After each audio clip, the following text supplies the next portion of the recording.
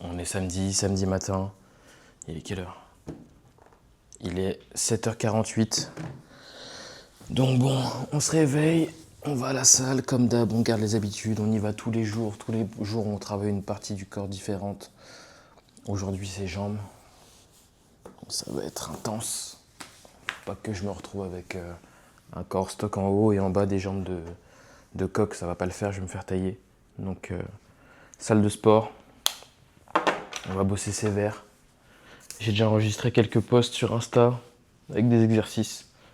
Donc ça va être cool. J'ai mon téléphone, j'ai mes AirPods, j'ai tout. Je suis ready. Je vous montre rapidement la vue. Voilà la vue ce matin. Le bureau. Voilà.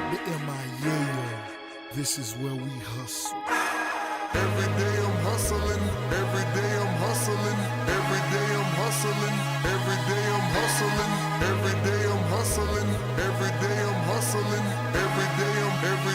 every day I'm hustling. Who you suckers think you're tripping with? Yes, I'm the boss. 745, white on white, that's Rick Ross. I keep them wide, I keep them long, I keep them fat, I keep them coming back, we keep them coming back. I'm in the distribution. Au final, je me suis rendu compte que je vais faire les jambes. On va faire les jambes et je vais faire également abdos. Ça va être intéressant, ça faisait un moment que je ne l'avais pas fait. Bon, je dis un moment, mais la semaine dernière. Donc ça va faire jambes et abdos. Et on va voir ce que ça donne. Là, je vais faire des petites séries de 15 répétitions, 4 ou 5 exercices. Et on va voir ce que ça donne. Great Sean on the beat, by the way. Look, yeah, your boy back, everything lit. Yeah, it's lit. Yeah, it's lit. Yeah, it's lit. You know I got the wave, I don't even swim. Hold on. And it's lit. Bon, j'avoue, les jambes, c'est pas ma partie préférée. Mais bon, il faut le faire, c'est important. Donc, j'ai fait de la presse. J'ai fait un autre exercice, je sais pas comment il s'appelle, mais c'est genre tu lèves les jambes là. Je vais enchaîner avec de la presse encore. Et après abdos, je préfère les abdos carrément. Donc on fait les jambes histoire de dire voilà, les jambes sont faites. On fait 6 exercices, ou en tout cas 6 répétitions de chaque exercice. Et ensuite on passe sur les abdos, direct.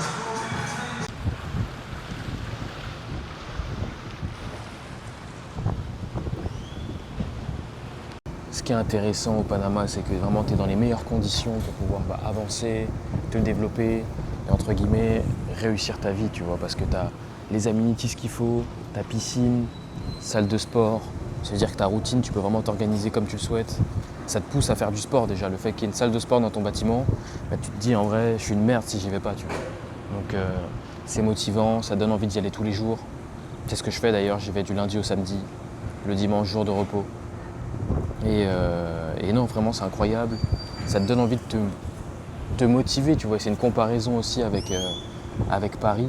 C'est que je pense pas que tu peux te développer correctement, mais au bout d'un moment, tu auras un seuil parce que t'es pas si confortable que ça dans ton quotidien, tu vois. C'est-à-dire que même si tu vas aller mettre 1006 voire 2000 € dans un loyer, bah, tu n'auras pas beaucoup d'espace, tu n'as pas de salle de sport dans ton bâtiment, donc tu sais des frais en plus.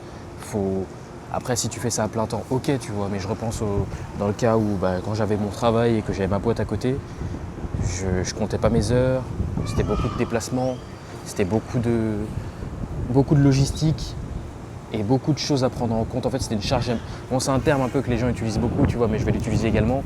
Mais tu as une charge mentale autre que te concentrer sur ton business, tu vois. Et ça peut te freiner. C'est pour ça que les gens, quand ils disent ouais, je me lock-in, c'est qu'en fait, tu es dans les conditions pour te lock-in parce que tu as juste à te concentrer sur ton business et rien d'autre. Tu t'en fous ce qu'il y a autour. En fait, tout t'est servi, en fait, tout est donné pour que tu sois dans les meilleures conditions. Donc, tu as juste à bosser et donner le meilleur de toi-même. Je biffais 2 fois plus que mes profs, donc je m'excusais pas pour les retards. Je me plains de la corruption en Afrique, puis gifle un noir pour un regard ou pour un retard de paiement. Tu rigoles, mais je le fais vraiment. Je te souhaite bonne nuit, sale pétasse. Demain j'apprends à retenir ton vrai nom, promis. Je suis drogué, mais tellement solide. Un peu comme Staline, Souline, Jardinier de Gabriel Solis. Outsider. En fait, ce qui est bien ici, c'est que je vais me répéter beaucoup de fois, mais tu as cette situation, tu es dans une situation où tu es confortable, tu es à l'aise.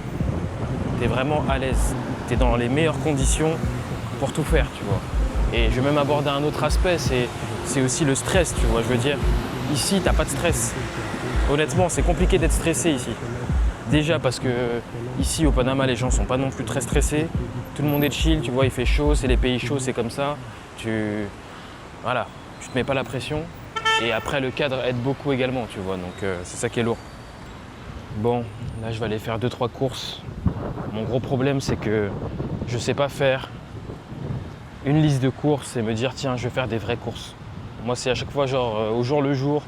Je prends des trucs tous les jours. C'est gavant parce que je fais des allers-retours. Mais ça me permet de sortir aussi. Donc, on est dans les rayons LC. En ce moment, je suis en train de me chauffer petit à petit à acheter une voiture. Donc là, je passe le permis là dans 2-3 semaines. 2 semaines, je passe le permis au Panama. J'ai pas le permis, hein. C'est-à-dire que ça va être la première fois que je passe le permis. En plus de ça, ici, ils conduisent un peu comme des fous. Donc ça va être vraiment... En fait, une fois que tu as le permis au Panama, tu conduis partout, tu vois. Après, partout, je sais pas si tu conduis bien, mais en tout cas, tu peux conduire partout. Tu es prêt à conduire n'importe où, déjà. Donc, c'est le gros sujet, là. C'est que j'ai envie de passer le permis, j'ai envie d'être permifié. J'ai envie d'être permifié, j'ai envie de pouvoir prendre la voiture le week-end. J'ai galère, je sais pas quoi faire. Je pars. En plus, ici, il y a des beaux véhicules. Ça me donne envie de les concurrencer un peu. J'ai déjà vu des modèles assez intéressants, mais je vais pas me prononcer maintenant parce que ça m'obligerait à le faire et à le prendre maintenant. mais non, les véhicules ici, ça donne envie. J'ai envie de partir sur un modèle qui arrache les routes. Gentiment, mais qui arrache. Je veux un véhicule où je me dis, là, c'est une pépite. Même si j'ai 5 étoiles, j'barre dans Gamos, body qui j'barre dans Gamos, hey. C'est pas pour les gamins, coup d'épée à Thanos. Même si j'ai 5 étoiles, je serai là comme jamais. Sauront du Seigneur des Anneaux, hey. Comme Sergio Ramos, protège les cuissons et vamos, protège les cuissons et vamos, voilà, hey. 5 étoiles, sauront du Seigneur des Anneaux, hey, hey. Salope, je te laisse en remis. Même si ton boule il est gnami, je te donnerai pas de mon lait, de mon gnami. Hey. Salope, je te laisse en remis. Même si ton boule il est gnami, je te donnerai pas de mon lait, de mon gnami. Cool à la goni. Je me rappelle encore quand j'étais salarié, j'arrivais pas à me lever le matin. Et c'est ça qui est dingue, c'est que je me levais le matin, j'y arrivais pas. Parce que je me levais pour faire un truc qui me plaisait pas et qui était pas pour moi. C'était pas pour me rendre plus riche, j'avais le même salaire à la fin du mois. Peu importe l'intensité, l'énergie que je mettais, à la fin du mois, ça avait aucun impact sur ma paye. Donc, ça a été un truc qui faisait que le matin, j'avais du mal à me lever, donc pas de petit-déj. Et depuis que j'ai arrêté de bosser, donc ça va faire 2 ans, donc même si je bossais, j'étais encore à Paris, à ce moment-là, j'étais un peu plus familier avec les petits-déj. Et depuis que je suis ici, c'est encore plus abusé parce que, je sais pas, c'est différent. Je suis en mode... Après, c'est vrai qu'à Paris, j'allais pas au sport le matin. Donc ça faisait aussi la différence, c'est que j'allais pas au sport. Mon petit-déj, il manque un truc ultra important, c'est les fruits. J'ai oublié d'en acheter. Normalement, c'est soit ananas, soit melon. Mais c'est hyper important pour moi. Et là, j'en ai pas. Donc, c'est pas perdu. Ce que je vais faire, c'est que je vais manger ça, là. Donc, des œufs, brioche, du pain, fromage, yaourt grec et du miel. Et si je suis déterminé un peu plus tard, genre dans une trentaine de minutes, 1 heure après avoir mangé, j'irai me chercher un peu des ananas ou du melon, on verra.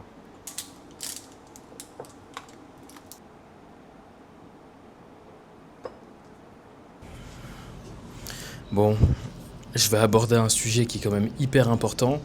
Là, j'ai fait une grosse session de boulot, mais ce que je voulais vous dire, c'est que c'est assez paradoxal, mais j'ai commencé à gagner de l'argent, donc on s'en fout du business, hein, mais ce que je vais vous dire, c'est une règle générale, c'est que j'ai commencé à gagner de l'argent quand j'ai appris à dépenser mon argent.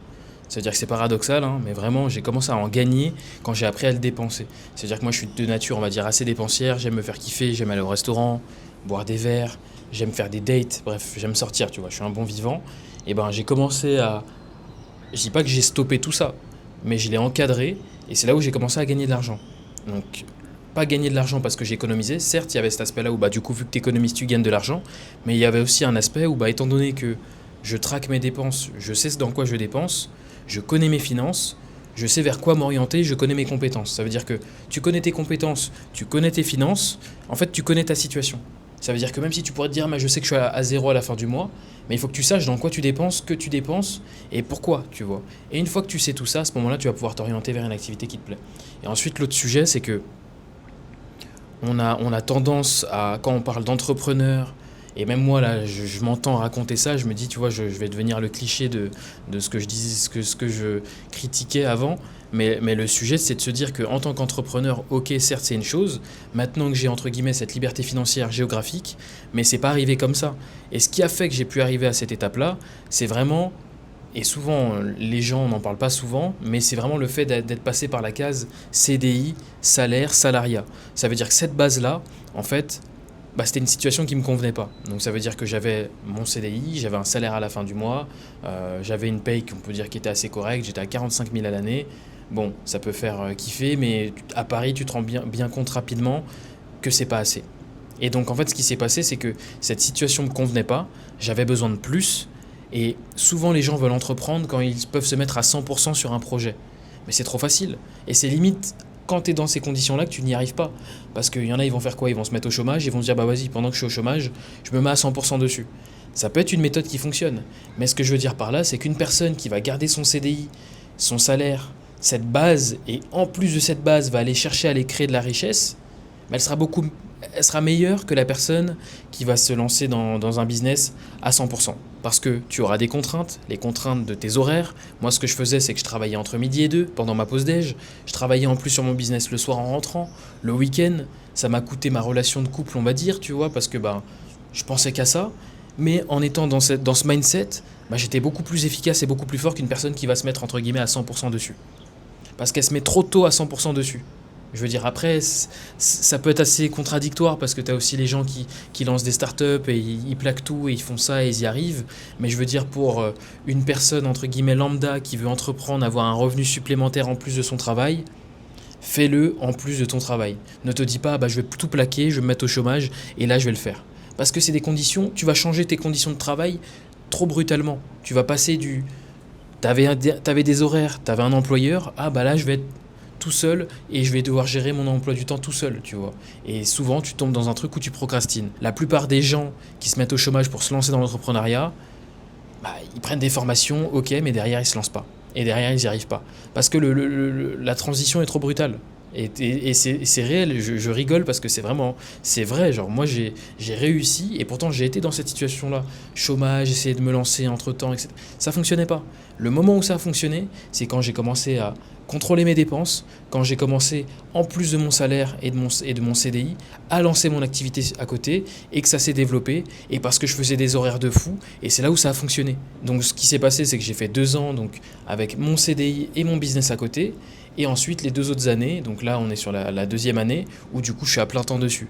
Mais étant donné que j'ai eu cette rigueur de gérer mon salaire, donc à chaque fois je dis salaire, mais gérer le salariat en plus de mon business, j'étais rodé. Là maintenant c'est trop facile. Je sais m'organiser, je sais gérer, et je sais que je vais toujours me développer et aller beaucoup plus loin, tu vois. Donc bref, c'était la parole de fin. Et puis c'est juste pour vous dire que faut pas penser qu'il faut se mettre à tout prix au chômage et être à 100% sur le projet pour que ça fonctionne. Pas du tout.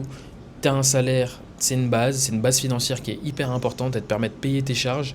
Utilise cette base-là pour pouvoir faire plus, tu vois, et avoir ce revenu supplémentaire.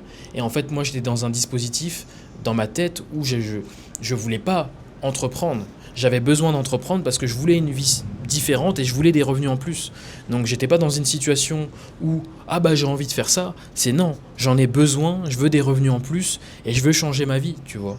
Et bon, jusqu'à présent, j'ai pas de bois autour de moi, mais ça fonctionne. J'ai pu quitter mon boulot, déménager, m'expatrier. Et pour l'instant, ça me réussit et j'espère que ça va continuer parce que j'essaie de garder cette rigueur. Donc voilà, petit mot de la fin.